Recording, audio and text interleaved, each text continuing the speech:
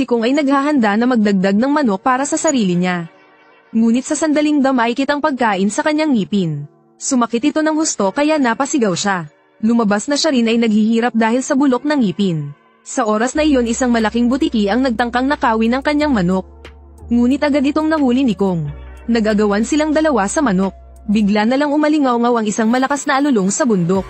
Inisip ni Kong na siguradong isang dambuhala ito. Kaya agad niyang binitiwan ng maliit na pakinabang na iyon. Upang makakuha ng mas malaking hita ng manok, sinimulan niyang hanapin ang pinagmulan ng tunog sa kabundukan.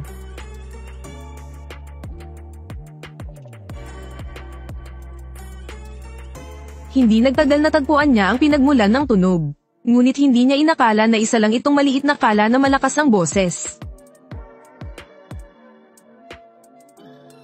Mapangot siyang ngumiti si Kong. Sa laki nito hindi man lang makasapat sa pagitan ng kanyang ngipin. Kaya siya ay tumalikod at umalis. Ngunit lalo pang sumakit ang kanyang bulok ng ngipin. Hindi na niya matiis kaya umakyat siya mula sa mundo sa ilalim ng lupa pabalik sa ibabaw. At humingi ng tulong sa mga tao. Nasugatan siya. Ayaw ni Aileen na makita siyang magdusa ng ganoon. Kaya tinawag niya ang pinakamahusay na dentista sa buong mundo na si Trep. Naginiksyon sila kay Kong ng malaking dami ng pampakalma. Nang tuluyang pumalma si Kong, tumalon ang dentista mula sa spaceship, at diretsyong bumagsak sa bibig ni Kong. Agad niyang ikinabat ng mahigpit ang lubid sa bulok ng ngipin.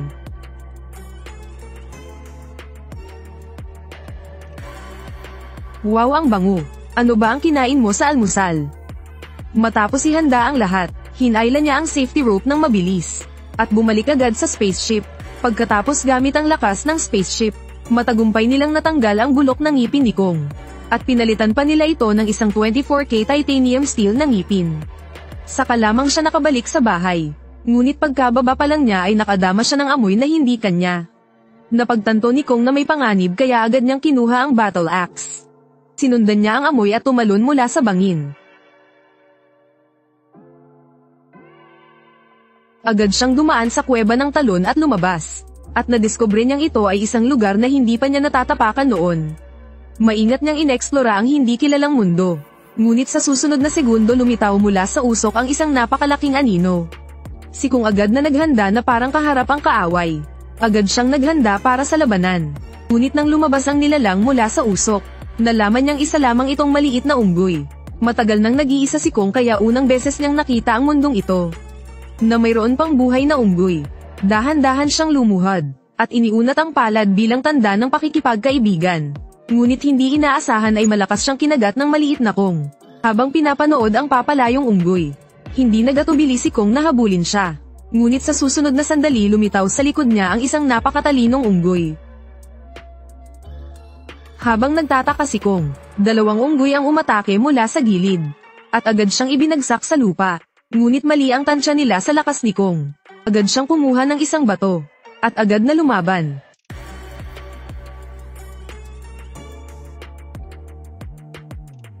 Mabilis niyang napaurong ang tatlong unggoy. Ngunit biglang umatake ang maliit na unggoy. Ngunit hindi inaakala na ang kanyang pag-atake ay nagbigay ng sandata kay Kong. Isang unggoy ang umatake mula sa likuran. Ngunit hindi inaasahang gamulong siya at nahulog sa bangin. Buti na lang sa oras ng panganib. Nahawakan ni Kong ang kanyang maliit na kamay. Matagal nang naghahanap ng kapwa niya. Hindi makayang makita ni Kong na mamatay siya. Kaya iniligtas niya ito. Ngunit laking gulat niya na ito ay nagpasalamat ng may pagtataksil. Hindi na nagpakita ng awa si Kong. At tinadyakan siya pababa ng bangin. Ang natitirang pinakamatalino ay nakakita ng panganib. At agad na tumalikod upang tumakas. Ngunit hindi inaasahan na nakatarget na siya ni Kong. At inihagis niya sa kanya ang isang napakalaking bato. Hindi inaasahan na matigas ang ulo ng hayop na ito. Kahit tinamaan ng malakas ay nakatakas pa rin. Pagkatapos ng laban binuhat ni Kong ang maliit na Kong na nagtago sa mga palumpong. At ibinagsak siya ng malakas sa lupa. Pagkatapos ay pinulot niya ang patalim sa lupa. At pinilit ang maliit na unggoy na dalhin siya sa kanilang pugad. Dahil sa bigat ng presensya ni Kong, napilitan ang maliit na unggoy na sumunod. Sa daan na daanan nila ang isang lawa. Parang nakaramdam ng panganib ang maliit na unggoy. Ngunit nagkunwari siyang walang pakialam at tumalon sa tubig para maglaro. Sa oras na iyon gumalaw ang dating payapang lawa. Kasunod noon lumitaw sa likod ni Kong ang isang higanteng anino.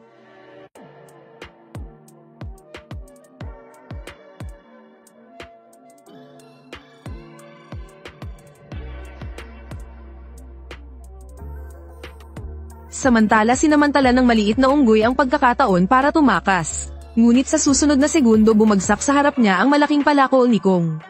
Kasama nito ang ulo ng higanteng ahas. Alam na pala ni Kong na may halimaw sa lawa. Ginamit lang niya ang pagkakataon para makakuha ng pagkain. Pagkaraan dumating silang dalawa sa tuktok ng bundok.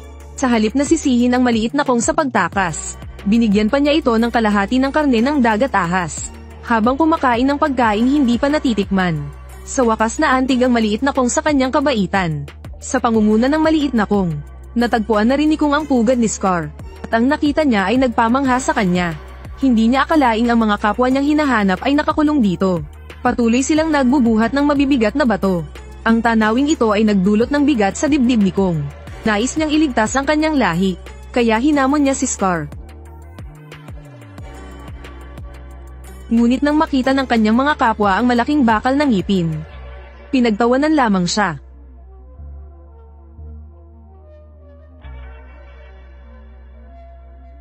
Ang higanteng unggoy na may pulang balahibo ay siya ang tinatawag na makapangyarihang Scar King, na namumuno sa mga ipang unggoy sa kailaliman ng mundo.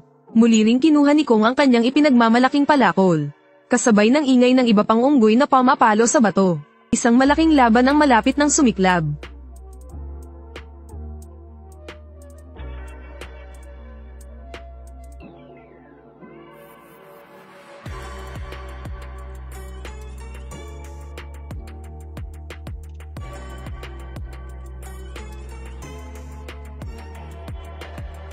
Kahit na mabilis gumalaw si Scar, sa ilang palitan lang ay mahigpit nang nakapulupot kay Kong.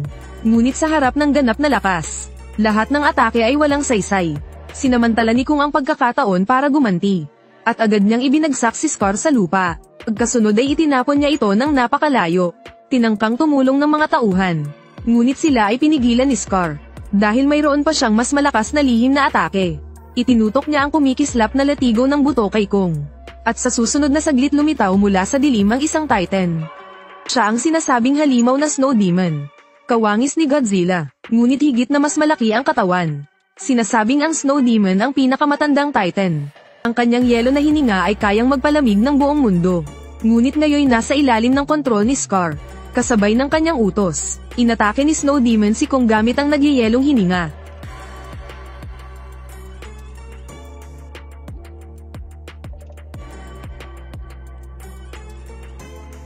Bagaman hinarang ni Kong ang atake gamit ang lakas, malubha na ang pinsala sa kanyang mga ugat at laman. Sa harap ng napakalakas na kaaway, hindi na nanood ang maliit na Kong. Bagkus tinawag niya si Kong para umalis agad. Ito ang pinakamatinding pagkatalo ni Kong. Sugatang-sugatan kaya napilitan siyang tumakbo. Ngunit walang tigil ang paghabol ng mga tauhan ni Scar. At determinado silang tapusin siya. Ngunit hindi nila alam na sila'y nahulog sa bitag ni Kong.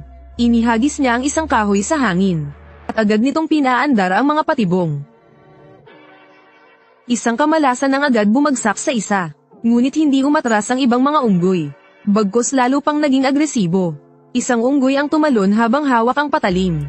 Ngunit hindi niya akalaing sablay ang kanyang tira. At nahulog pa sa bitag ni Kong. Pagod na pagod si Kong at patuloy na tumatakas. Ngunit hindi nagtagal hinaranggan siya ng napakalalim na bangin. Dahil sa sugatang braso hindi siya makapanet. Habang papalapit ang mga kaaway, naipasa na lang niya ang huling pag-asa sa mga batong nasa gilid ng bangin. Ngunit ang pinuno ng mga unggoy ay napakatalino. Agad niyang nabatid ang plano ni Kong. At sinenyasan ang mga tauhan na lumampas sa baging na may patibong. Nang mabunyag pati ang huling pag-asa, wala nang nagawa si Kong kundi maghanda sa laban. Ngunit sa susunod na saglit,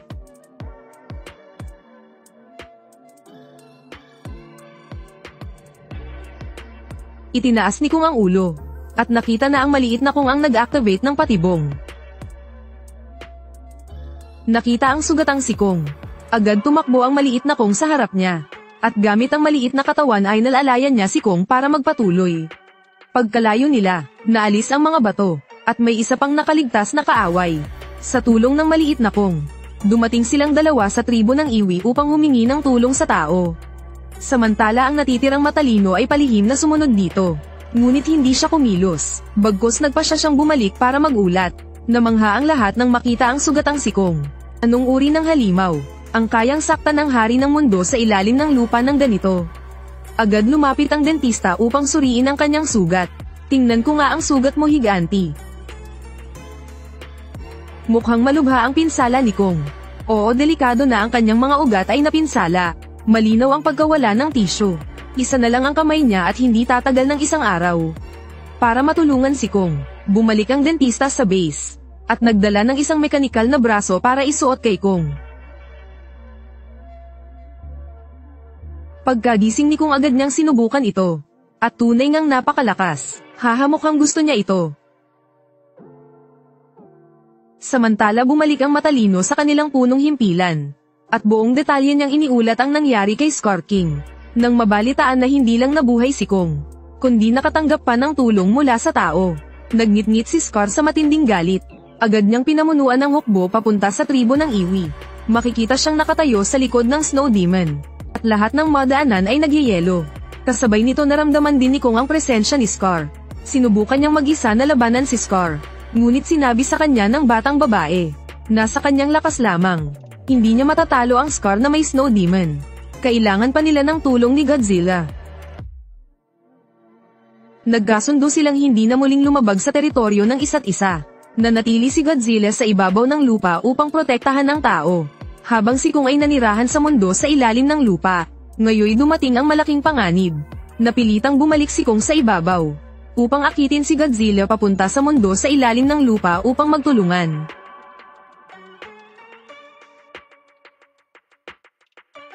Ngunit ang bigla niyang pagpasok sa ibabaw ay malinaw na paglabag sa teritoryo ni Godzilla.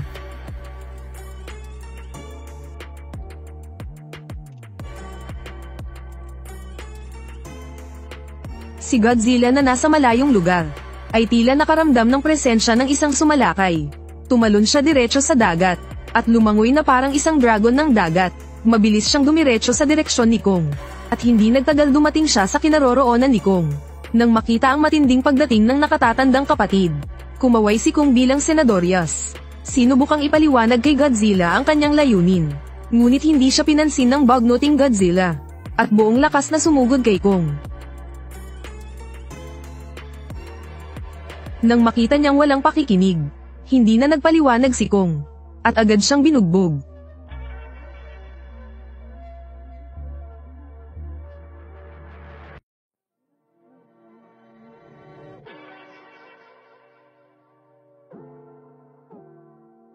Nang bahagyang kumalma si Godzilla, sinubukan ni Kong na hilahin siya papunta sa mundo sa ilalim ng lupa. Ngunit ginamit ni Godzilla ang pagkakataon para mag-ipon ng enerhiya. At agad siyang nagpakawala ng atomic breath kaya tumakas si Kong.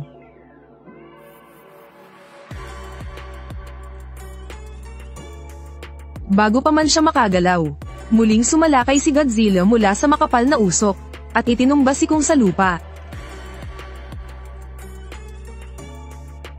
Habang nag-iipon ng enerhiya si Godzilla, habang naghahanda si Godzilla na tapusin si Kong gamit ang atomic breath, isang misteryosong puwersa ang biglang dumating. At agad nitong itinapon si Godzilla ng napakalayo, kasabay ng isang kumikislap na liwanag. Lumabas ang maalamat na Mothra. At sa mismong sandaling iyon, ginamit ng batang babae ang dugo ng lahing Iwi, upang matagumpay na gisingin ang reyna ng mga halimaw na si Mothra. At sa pamamagitan ng telepatiya, naiparating niya kay Mothra ang panganib ng mundo sa ilalim ng lupa, pati ng mundo sa ibabaw. Agad na naunawaan ito ni Mothra, at lumipad papunta sa ibabaw. Sa kanyang panghihimasok, nawala ang alitan ni Kong at Godzilla, at naghanda silang sabay na labanan si Scar King.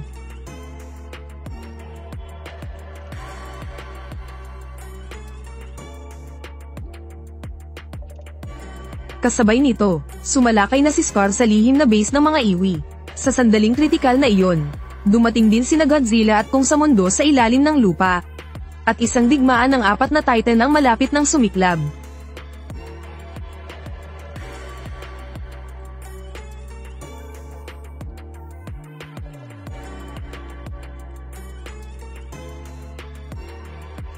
kasabay ng banggaan ng dalawang kristal na piramide.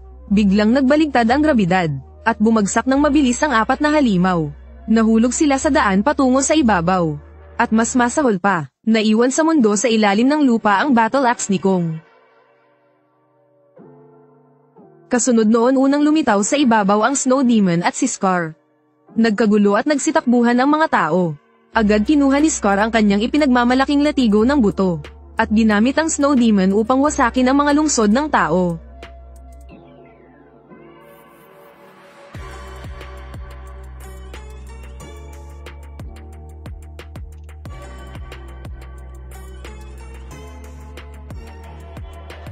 At nagsimula ang isang malaepikong labanan.